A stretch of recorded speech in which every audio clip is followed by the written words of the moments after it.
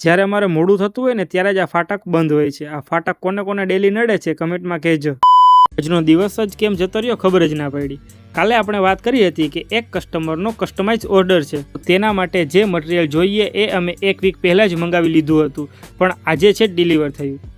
પ્રાર્થનાએ call કરીને કહ્યું કે મટીરિયલ આવી ગયું છે, તો મેં કહ્યું કે તરત જ મોકલી આપ. પછી પ્રાર્થનાએ અમે મંગાવેલું મટીરિયલ અને બીજા હર્બ્સ જે અમારી પાસે હતા અને બીજા જરૂરી સામાન એ બધું જ પેક કર્યું અને પોરબંદરથી જામનગર બસ માટે મોકલી દીધું.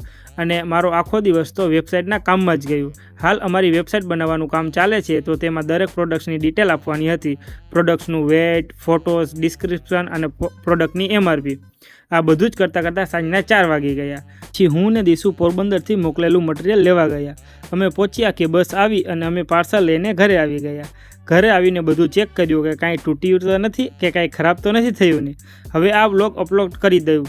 આજ માટે આટલું જ, કારણ કે કાલે એક જ દિવસમાં આખો ઓર્ડર કમ્પ્લીટ કરીને ડિસ્પેચ કરવો છે. તો આજે પણ લાગે છે કે લેટ નાઇટ સુધી જાગીને કામ કરવું પડશે. તો બાય બાય, મળીએ કાલે.